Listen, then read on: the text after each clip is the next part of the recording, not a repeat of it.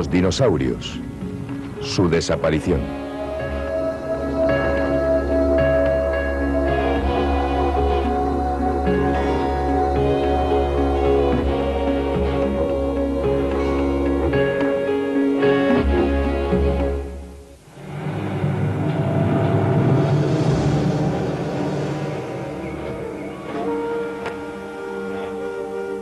Durante 160 millones de años, los dinosaurios deambularon por la Tierra. Fueron los animales terrestres mejor adaptados de todos los tiempos. De repente, hace 65 millones de años, en un instante geológicamente hablando, desaparecieron. Este es uno de los misterios científicos más impenetrables. ¿Qué sucedió? ¿Tuvo lugar un cambio catastrófico del clima de la Tierra? ¿Fue una repentina actividad volcánica? ¿Enfermedades? ¿O alguna otra causa totalmente diferente? Hace 200 años aproximadamente, Georges Cuvier estableció el concepto de extinción. Los mastodontes y otros animales tales como los tigres de dientes de sable se han extinguido, argumentó. Esto sentó la base para el estudio de las primeras plantas y animales.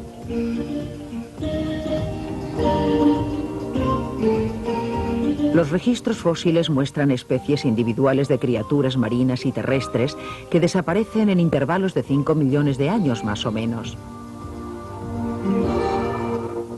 Pero de vez en cuando parece haber extinciones masivas en las que virtualmente todos los grupos de plantas y animales pierden al menos algunos de sus componentes. Una ocurrió al final del periodo Triásico, otra al final del Jurásico. Cada una abrió la puerta a una nueva familia de dinosaurios.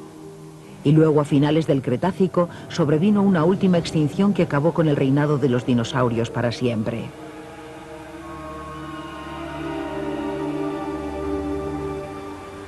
Estas extinciones masivas son sucesos muy especiales y terribles.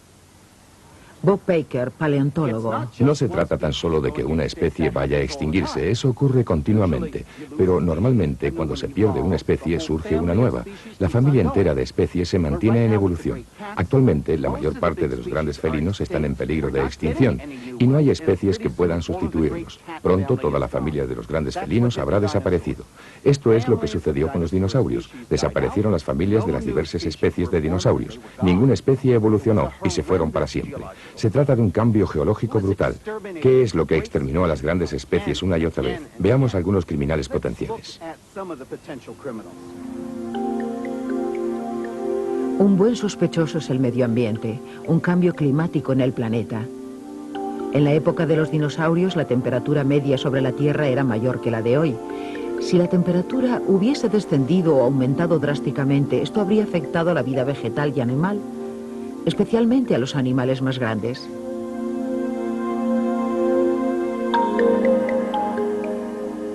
En ese cambio climático habrían aparecido glaciares como resultado de la deriva continental y los cambios de vientos.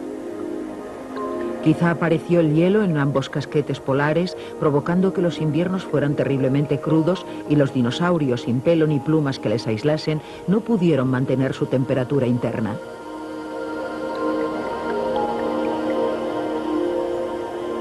O quizá ocurrió lo contrario. Una explosión de actividad volcánica que arrojó partículas incandescentes y material volcánico a la atmósfera, evitando que los rayos de sol llegaran a la superficie. En esta teoría, los dinosaurios no se habrían percatado del holocausto que se avecinaba. Todo habría ocurrido con gran celeridad.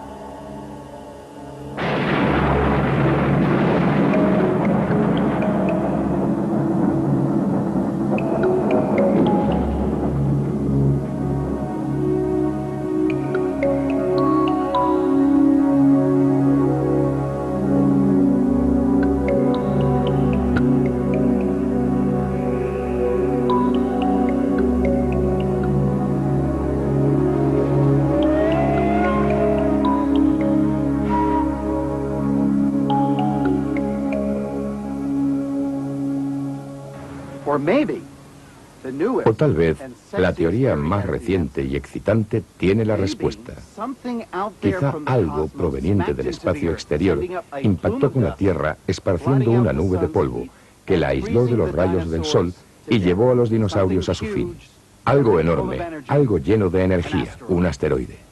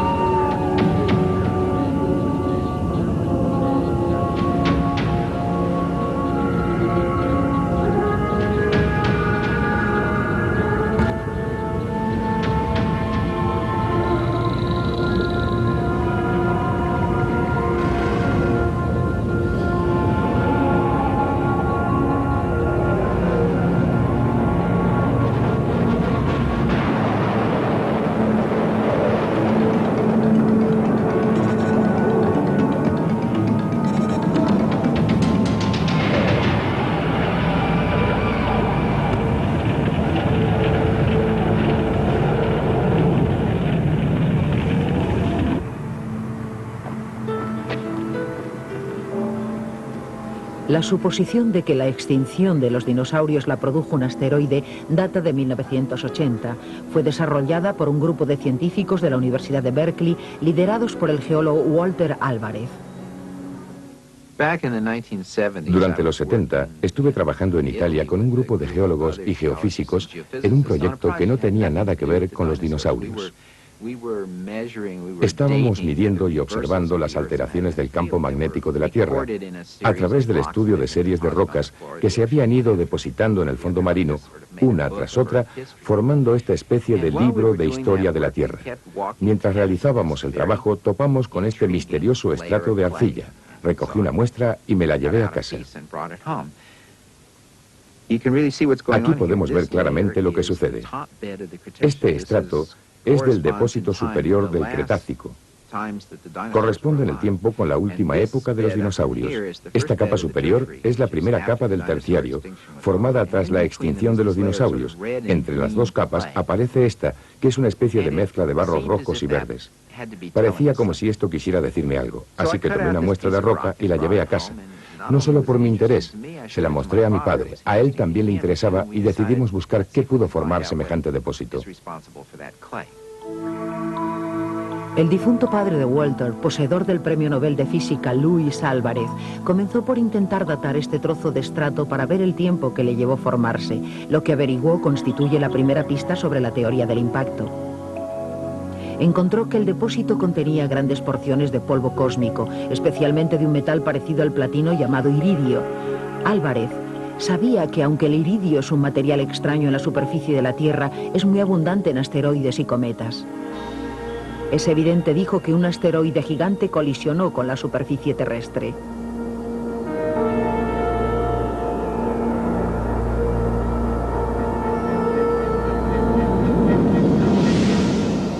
De esto puede derivarse que el impacto produjo un enorme movimiento de polvo y otras partículas hacia la atmósfera, que después se esparció por todo el planeta.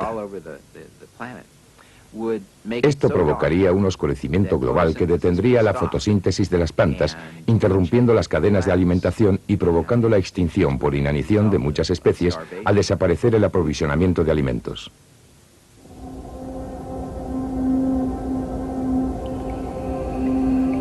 Según el grupo de Álvarez, a pocas horas del impacto, una gran nube de polvo empezó a envolver el planeta Tierra.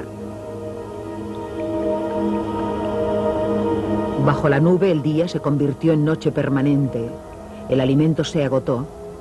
Dinosaurios y millones de otras especies perecieron a causa del frío y la oscuridad.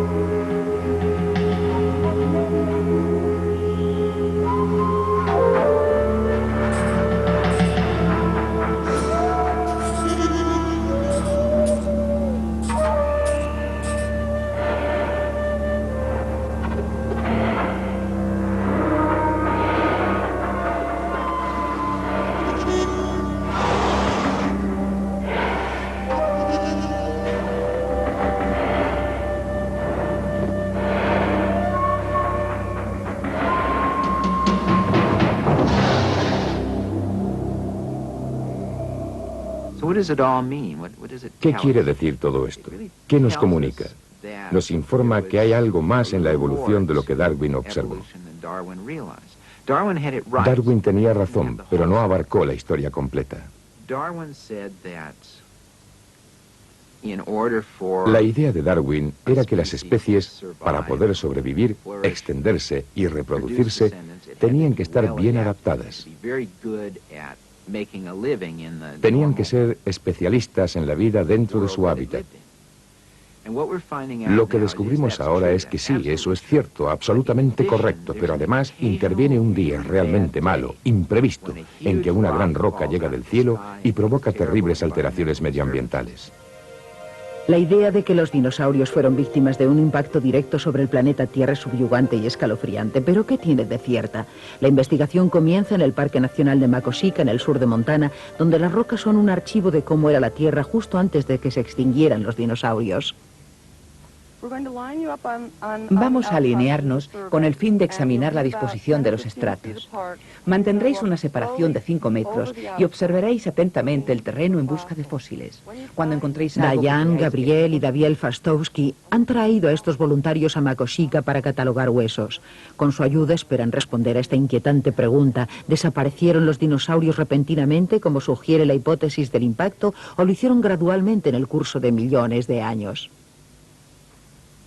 Sigamos esta dirección. Nunca se ha dado una buena respuesta a este interrogante, porque nunca se ha calculado correctamente el número de dinosaurios vivos de un periodo determinado.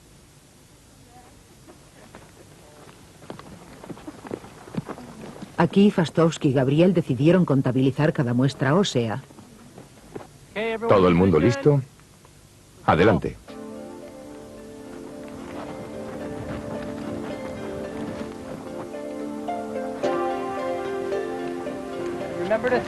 Recordad, mantened la alineación tanto como sea posible. Escogieron este lugar porque las muestras de fósiles del último periodo del reinado de los dinosaurios abundan en estas rocas. Comprenden los últimos 3 millones de años del periodo geológico conocido como Cretácico. La frontera entre el Cretácico y el periodo terciario posterior está marcada por una línea azul a través de la roca. Sobre este límite no se encuentran restos de dinosaurios, pero por debajo están por todas partes. Todo lo que se requiere es paciencia y un par de ojos agudos para localizar un hueso semioculto en la roca.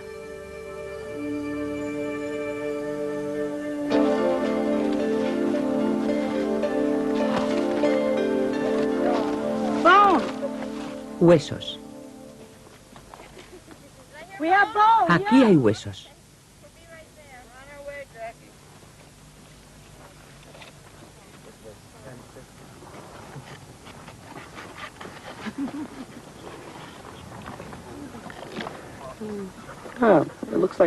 Parece una garra. Parece que se trata de un ornitomimus, uno de esos dinosaurios con aspecto de avestruz. Encontramos una garra de ornitomimus bastante buena. Cada hallazgo es registrado meticulosamente. Tipo, posición, la clase de roca en la que está depositado. En los 3 últimos años, Fastowski, Gabriel y sus colaboradores han clasificado huesos para realizar el censo de dinosaurios más completo que existe en la actualidad.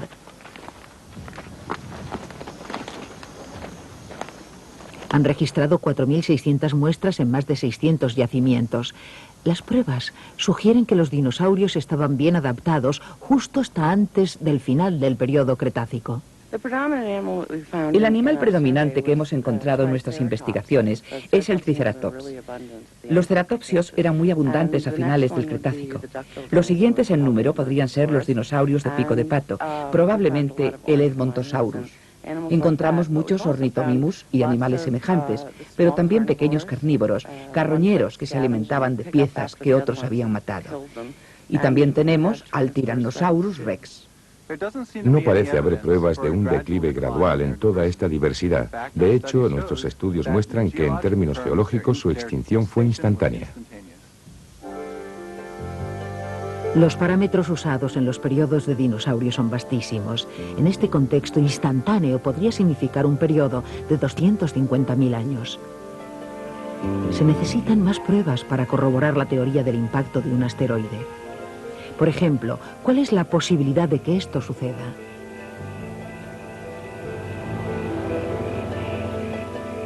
Una vez al mes, durante los días en que hay luna nueva, Jean y Caroline Shoemaker se trasladan al observatorio de Monte Palomar para investigar.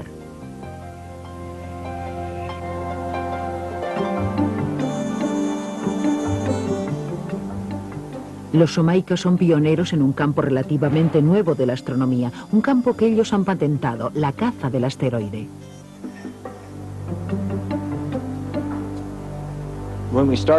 Cuando comenzamos aquí con nuestro programa en 1973, había una docena de asteroides conocidos que cruzaban la órbita terrestre. Todos se habían descubierto accidentalmente en el transcurso de varias décadas. Nosotros comenzamos una búsqueda sistemática para encontrar algunos más. Actualmente se conocen unos 110 asteroides con trayectorias próximas a la Tierra. Detectar asteroides en el firmamento es un trabajo lento. El telescopio se coloca en posición de fotografiar una porción específica del cielo estrellado. Cada exposición requiere varios minutos de constante atención. 10, 11, 12, 13, 14, open. On 34 minutes, 15 seconds.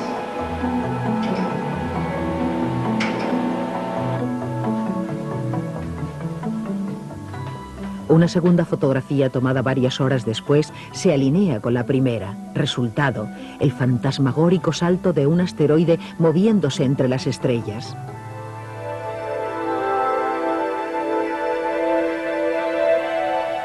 Este fue descubierto por los Shoemakers en marzo de 1989.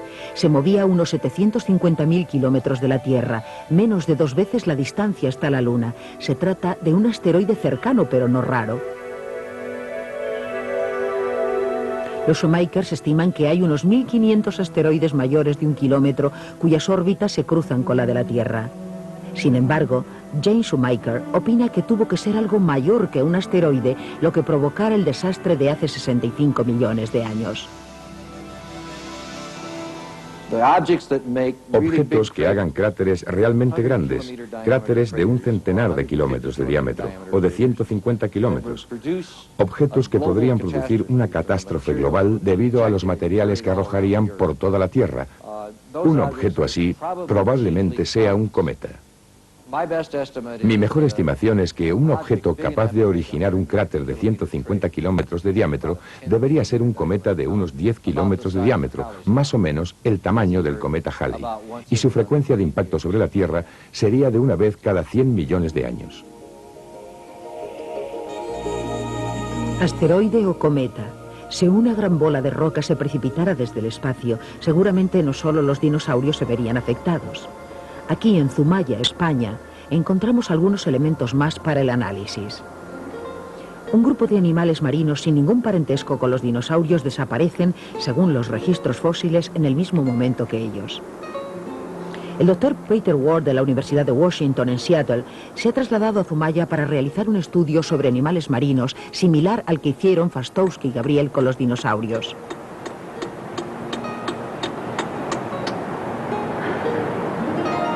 Lo que le interesa son estas criaturas que un día fueron muy abundantes, los amonites.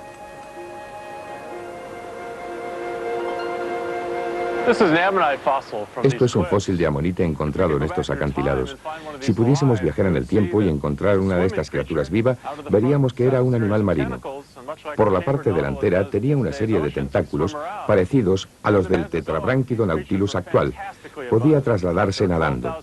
En el período Mesozoico, estas criaturas eran extraordinariamente abundantes. Había 12.000 especies y aunque este es pequeño, había ejemplares de 3 metros de longitud. Eran tan abundantes en los mares del Cretácico que si pudiesen regresar para que los contempláramos, ocuparían gran parte del espacio que actualmente ocupan los peces.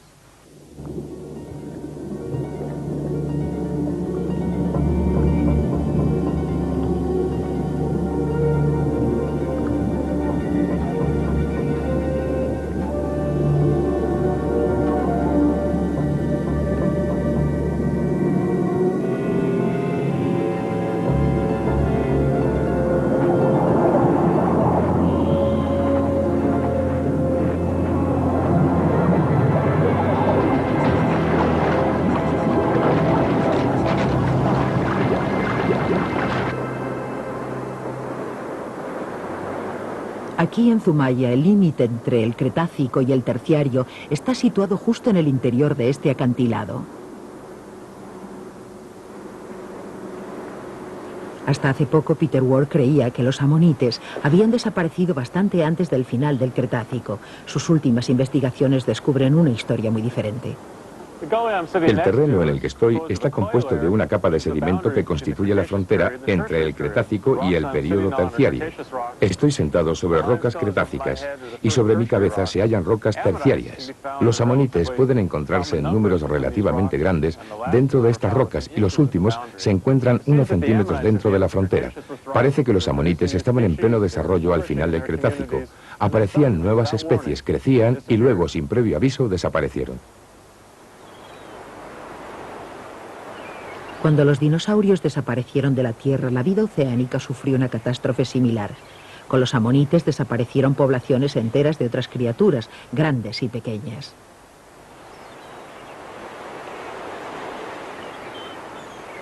¿Pero puede realmente un asteroide provocar un cataclismo tan global?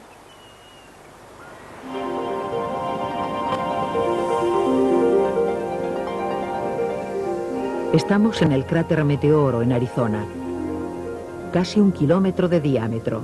Es el resultado del impacto de un meteorito de tan solo 50 metros de diámetro. Para que la teoría de Álvarez funcione, el meteorito que acabó con los dinosaurios debería ser 200 veces mayor. Supongamos que lo era. ¿Cuáles hubieran sido sus efectos? Jay Melos es un teórico al que le gusta imaginar lo que ocurre cuando rocas gigantescas se precipitan desde el cielo. Este es el Observatorio Nacional Kitt Peak en Arizona. Les he traído hasta aquí para darles una idea de lo que un asteroide de 9 kilómetros de diámetro provocaría en la Tierra. Para que vean lo que significa un diámetro de 9 kilómetros, imagínense la distancia entre este punto y aquel pico distante en el horizonte, completamente lleno de material rocoso. Y además, imaginen la distancia entre el suelo del valle, que está debajo de nosotros, y hacia arriba, una distancia de 9 kilómetros lleno de roca sólida. Esta enorme bola llegaría hasta la Tierra a 75.000 kilómetros por hora, una velocidad que, si pudiésemos alcanzarla, nos permitiría llegar desde aquí a Nueva York en menos de 3 minutos.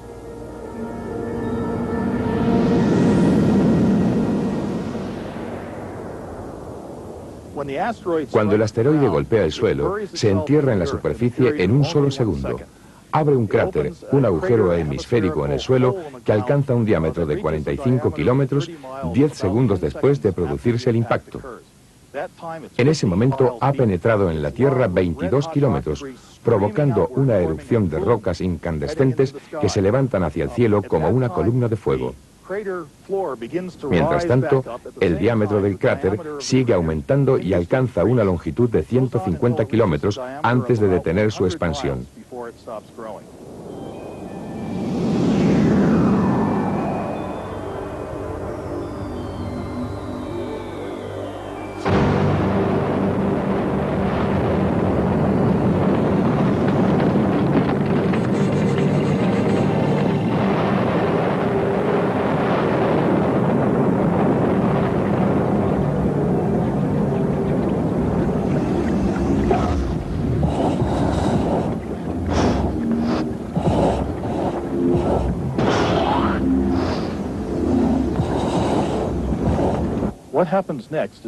Lo que sucede después es realmente interesante. Mientras el asteroide se sumerge en la superficie, va creando presiones similares a las del núcleo terrestre. Bajo estas presiones, el asteroide y parte de la roca terrestre se funden y vaporizan, provocando una expansión hacia arriba a gran velocidad de gases y polvo en forma de nube incandescente. Esta nube se expande a velocidades superiores a las de las velocidades de escape de la Tierra, dispersando las partículas en órbitas balísticas que se precipitan por todo el planeta.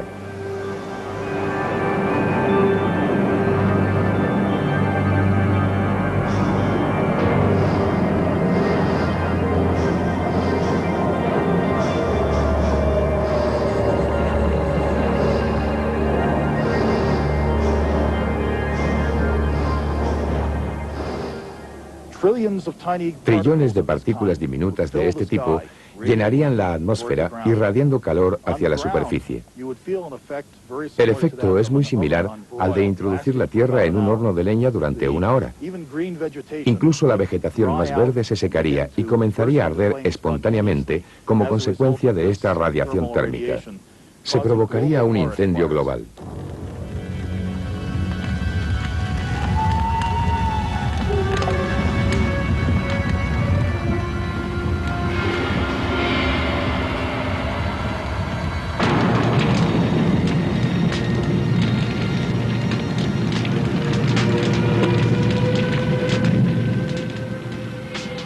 Hay pruebas de que esto ocurrió realmente. Se han encontrado millones de partículas de carbón en el estrato sedimentario de finales del Cretácico. Hollín producido por un incendio enorme. Este estrato todavía nos guarda más sorpresas.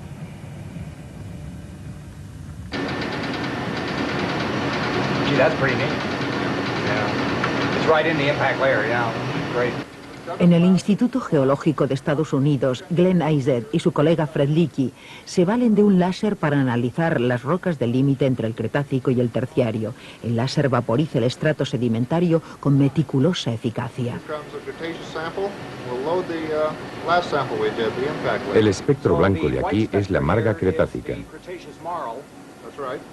Y esta superficie con el espectro azul pertenece al estrato superior al del impacto. Te mostraré el iridio.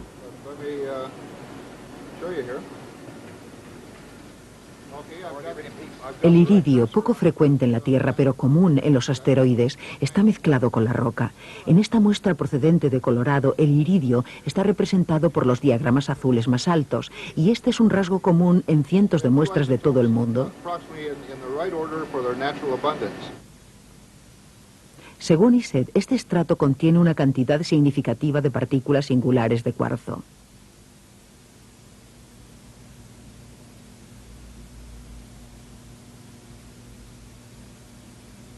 Visto con luz polarizada, el cuarzo normalmente aparece homogéneo. Este es el cuarzo del estrato fronterizo. Podemos ver zonas muy peculiares en esta muestra de cuarzo. Aquí, concretamente, están orientadas en estas direcciones. Solo se ha encontrado este fenómeno en rocas de la corteza terrestre en las que hayan tenido lugar explosiones nucleares o impactos de meteoritos. Iridio, hollín, cuarzo laminado. Todas estas evidencias apuntan hacia el impacto de un asteroide a finales del Cretácico. Sin embargo, si un asteroide chocó contra la Tierra, ¿dónde está el cráter? Debería ser un cráter de magnitudes mucho mayores que el de Arizona.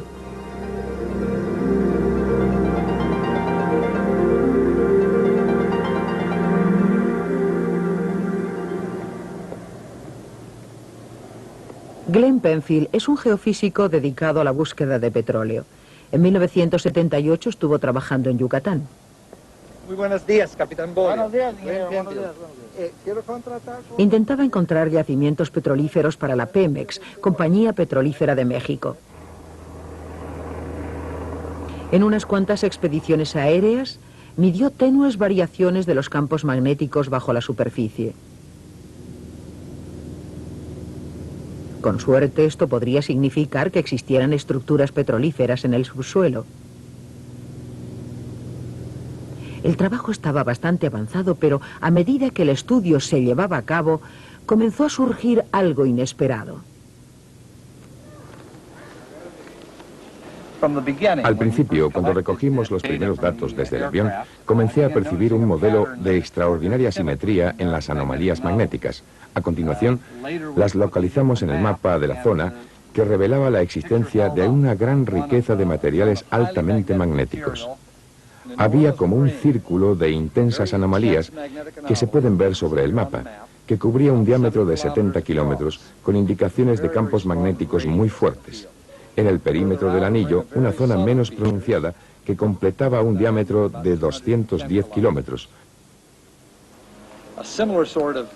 Los registros de gravitación señalan un tipo de configuración similar.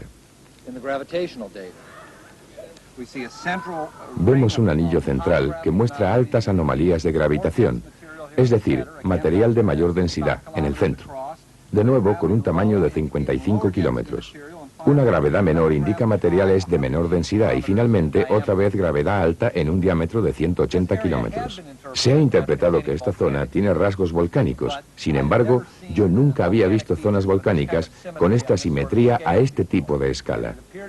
En mi opinión, esto ha sido producido por un suceso único que ha alterado a un tiempo la gravedad del campo magnético y ha producido un elevado orden simétrico.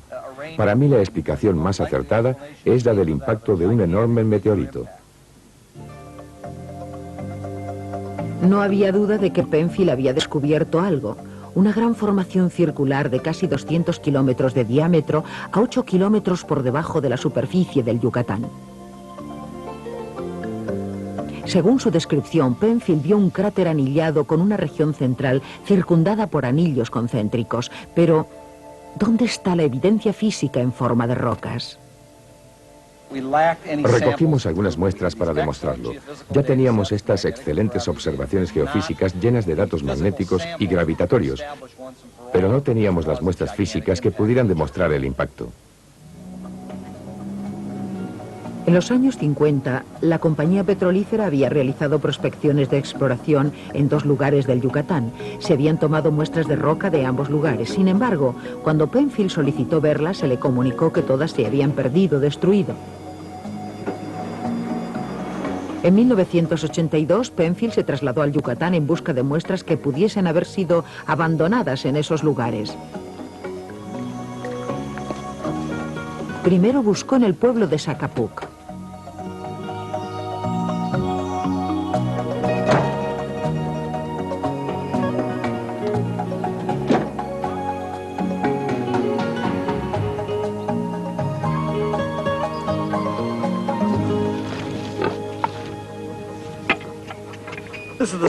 Este es el pozo número 1 de Sacapuc, situado aquí, en medio del pueblo del mismo nombre. Era muy fácil de encontrar. Había muchos más cerdos cuando estuve aquí hace una década. Para buscar las muestras que demostrasen indicios de impacto, tuve que retirar excrementos de cerdo que se habían acumulado en los alrededores del pozo perforado durante los últimos 30 años. Esta perforación llegó a los 1500 metros de profundidad. Tras los primeros 1000 metros, sucedió una monótona secuencia de roca caliza blanca y luego, todos los geólogos que trabajaban en la prospección informaron sobre fragmentos de material verdoso durante un tramo grueso y finalmente de una capa de materia parecida al cristal. Una especie de cristal volcánico. Esa fue la descripción que realizaron. Yo he venido aquí para encontrar muestras de esos 2 tipos de roca, de ese material verdoso y del cristal.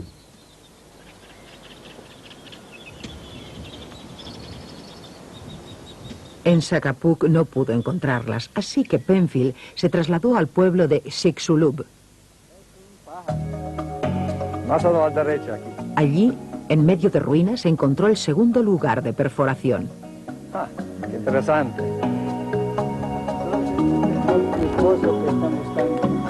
Creo que sí, creo que sí.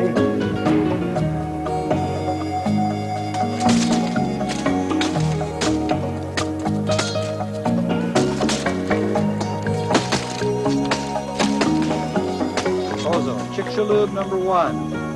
Total depth 1,581 meters, 620.52.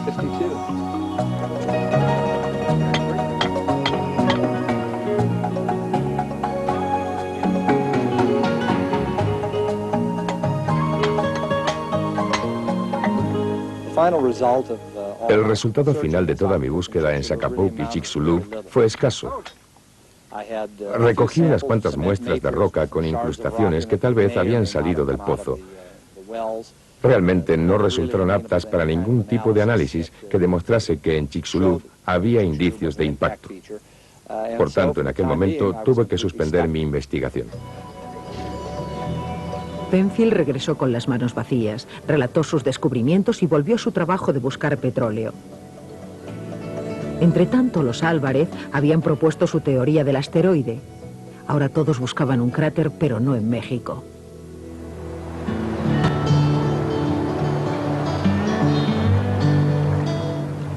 Este es el río Brazos en Texas. En 1987, Alan Hildebrand, que se encontraba en aquel momento realizando el doctorado en filosofía en la Universidad de Arizona, en Tucson, había oído la teoría de Álvarez sobre el impacto. Él llevaba a cabo su propia investigación en busca de un cráter. En este momento, todavía no había oído hablar de Glen Penfield.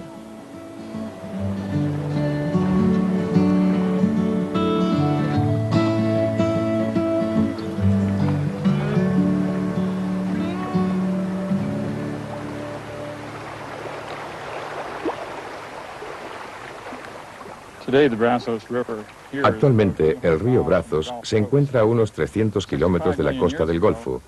Hace 65 millones de años, a finales del Cretácico, el mar cubría esta zona. Aquí había unos 170 metros de profundidad.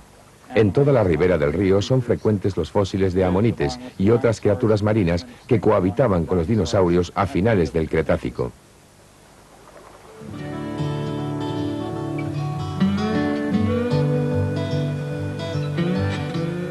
Hildebrand sabía que en este lugar se encuentra uno de los estratos fronterizos entre el Cretácico y el Terciario menos corrientes del mundo. Generalmente los sedimentos del Cretácico y del Terciario están separados por un fino estrato de aproximadamente 1,5 centímetros. Sin embargo, a la orilla de este río hay una capa de gravilla de casi 1 metro de grosor. Aquí, la línea divisoria entre el mundo de los dinosaurios y el mundo que vino después aparece totalmente definida.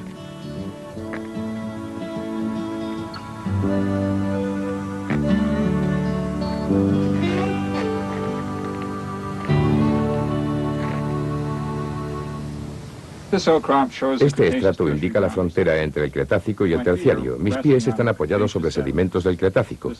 Esto es lodo que se depositó en el fondo marino a una profundidad de 170 metros. Aquí está la base del Terciario. Desde aquí hasta arriba tenemos sedimentos que representan la época en que los dinosaurios se extinguieron. Hay cerca de 1 metro de sedimento. Esto indica que aquí ocurrió algo extraordinario. En particular, esta gran cantidad de sedimento gris que es un poco confuso. Pueden ver que lo ocupa todo. Se trata de una roca de casi 1 metro. Sucedió algo capaz de desprender este sedimento gris del Cretácico y trasladarlo y arrojarlo aquí. Este fenómeno se repite en muchos puntos a lo largo de la costa sur de Norteamérica, en la frontera entre el Cretácico y el Terciario.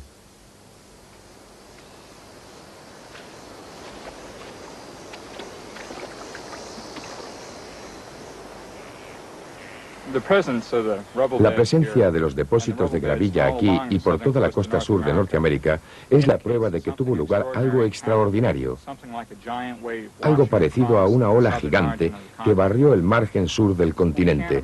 No podemos imaginar nada que pudiese producir tal ola, excepto algo que impactase en el océano. Sin conocer todavía el trabajo de Penfield en el Yucatán, Hildebrand sospechó que una irregularidad circular de la costa de Colombia podía ser el cráter. Él buscaba la marca dejada en la Tierra por el impacto de un meteorito. Entonces oyó hablar de otro lugar, esta vez en Haití.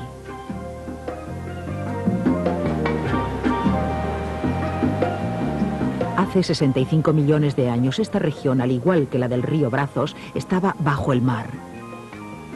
En lo alto de las montañas, cerca de un pueblo llamado Beloc, en la península sur de Haití, había una curiosa secuencia de rocas marinas. Fueron descubiertas por Florentin Mogas, un haitiano de nacimiento ahora en la Universidad Internacional de Florida, Miami. Este es mi sitio. Esa es la formación Beloc. Los 2 tercios inferiores que forman el valle son cretácicos y por encima terciarios.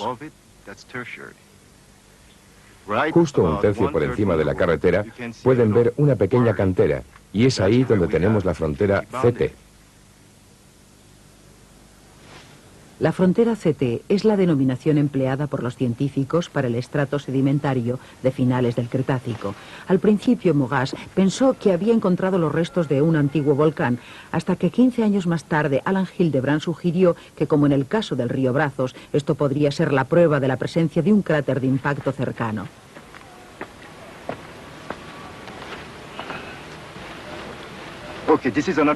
Esta es otra pieza del estrato fronterizo. Como pueden ver aquí, es muy distinta. En la parte inferior está el Cretácico y aquí la ya mencionada frontera.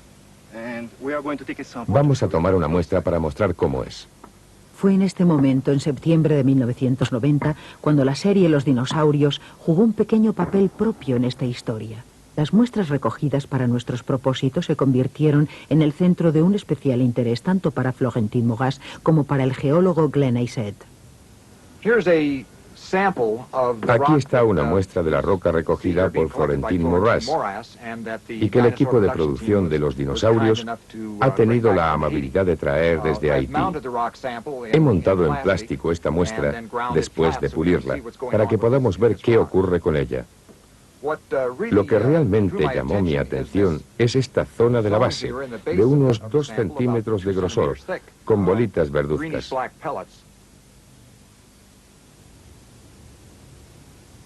Visto a través del microscopio se apreciaba la curiosa y original forma de las bolitas. Se asemejaban a gotitas de material fundido lanzadas de la tierra por un impacto y enfriadas con esta forma. Una gota de leche cayendo en un tazón produce este tipo de formas al impactar. Estas tectitas en el estrato fronterizo probarían que a finales del Cretácico tuvo lugar el impacto de un asteroide.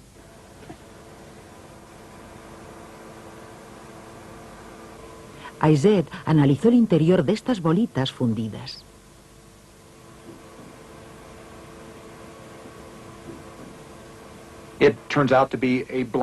Parecen ser un cristal negro, cristal de tectita. Esto demuestra que hubo un impacto entre el Cretácico y el Terciario. Las tectitas solo aparecen asociadas con grandes impactos de asteroides o cometas.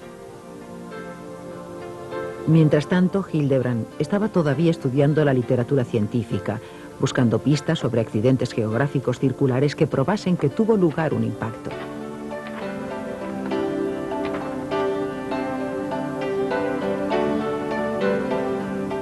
Finalmente topó con un artículo de Penfield sobre el cráter del Yucatán. En él, Penfield mencionaba las muestras perdidas de roca. ¿Dónde podrían estar? Hildebrand insistió en su búsqueda. Escribí a gente, llamé a muchas personas, hablé con docenas de individuos diferentes y finalmente, con la ayuda de compañeros y un poco de buena suerte, encontré el conjunto de muestras que habían permanecido en Nueva Orleans durante los últimos 20 años. En abril de 1990, Hildebrand le proporcionó la información a Glenn Penfield y este hizo una visita al Departamento de Geología de la Universidad de Nueva Orleans.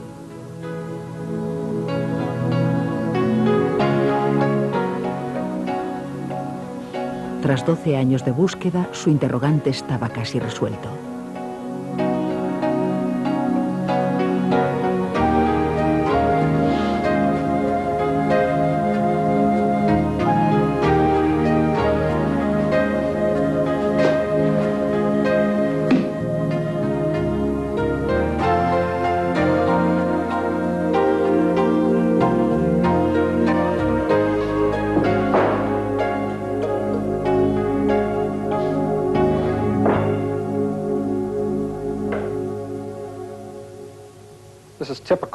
Esto es típico de la roca caliza encontrada en el pozo número 2 del Yucatán. El pozo abierto en Chicxulub.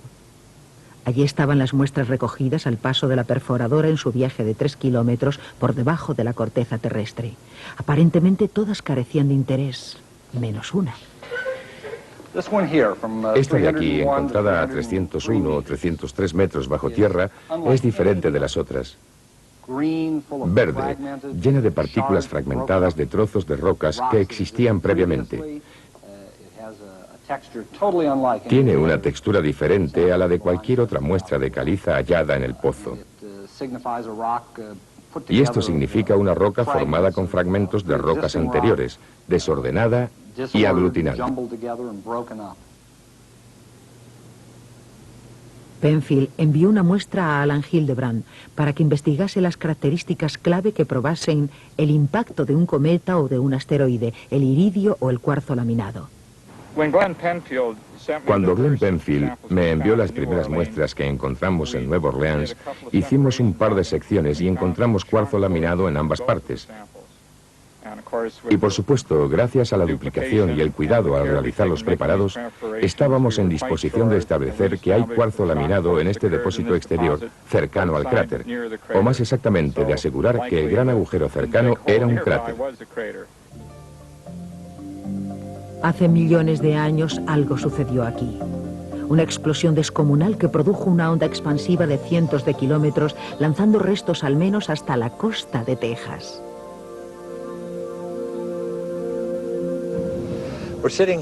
Estamos situados en el centro mismo del cráter de Chicxulub, que se extiende en un radio de 90 kilómetros alrededor nuestro.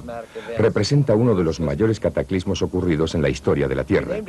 Lo llamamos Chicxulub tanto por el pueblo cercano como por el primer pozo que se perforó aquí. También porque Chicxulub es una antigua palabra maya que significa la cola del diablo. El cráter del Yucatán está en el lugar correcto y tiene el tamaño adecuado. ¿Pero es la respuesta a nuestro enigma? Quizás los dinosaurios estaban ya en proceso de extinción. Los científicos saben que había 61 especies de dinosaurios vivos hace 6 millones de años, antes del final del Cretácico. Sin embargo, a 2 millones de años del final del Cretácico, solo había 18.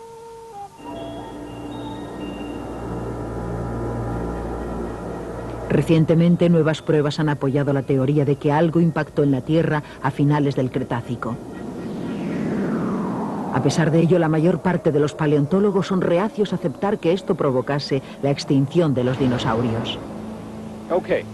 Veamos, ¿la teoría del asteroide explica la extinción de los dinosaurios? Hay ciertas dudas. Está el problema de la rana. Hay miles de especies distintas de ranas tropicales en la actualidad, y las ranas son inmortales. Como grupo de especie nunca sufren una extinción masiva. Cuando los mamuts se extinguieron, las ranas sobrevivieron. Cuando los dinosaurios desaparecieron, las ranas sobrevivieron. Y curiosamente, las ranas son animales muy delicados, muy susceptibles a los cambios climáticos. Si hoy chocase un asteroide contra la Tierra, se ocultase el sol y una ola de frío nos invadiese, las ranas serían los primeros animales en congelarse, mucho antes que cualquier animal de mayor tamaño. ¿Qué exterminó a animales como los dinosaurios o los elefantes? ¿Qué hace un elefante que no haga una rana? Los elefantes son nómadas. El Dr. Baker opina que los grandes animales terrestres como los elefantes recorren enormes distancias en el transcurso de sus vidas. En este sentido, los dinosaurios recuerdan a las bestias actuales capaces de atravesar grandes extensiones de terreno.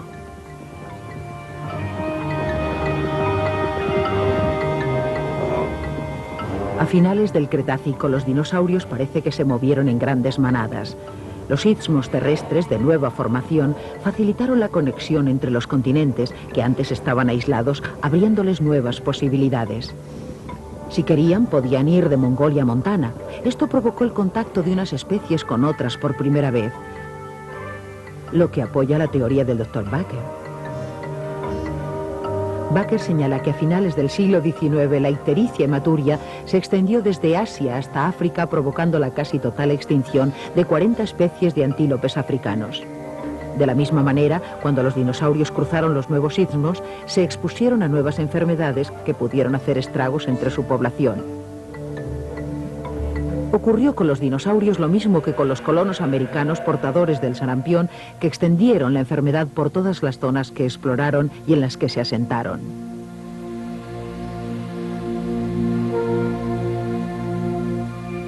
¿Cuál fue la causa de la extinción de los dinosaurios?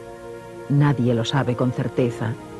No hay una respuesta común, sino varias hipótesis probables, pero sabemos, gracias a nuestra incursión en el estudio de los dinosaurios durante los últimos 40 años, que el viejo concepto sobre ellos estaba equivocado. No eran criaturas lentas de pequeños cerebros, había una gran variedad. Algunas especies eran cuadrúpedos vigorosos y otros se desplazaban sobre 2 patas. Algunos tenían sangre caliente. Muchos eran gregarios y de vida comunitaria y recorrían grandes distancias en busca de su alimento, luchando por él y por la defensa de su prole.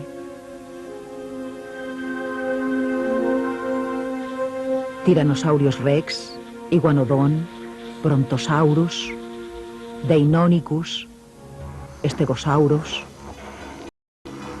Aunque hace mucho tiempo que desaparecieron, todavía vagan libres en los bosques de nuestra imaginación y muchos de su especie esperan aún inmóviles en las rocas cautivar a los que nos siguen, niños y científicos indistintamente.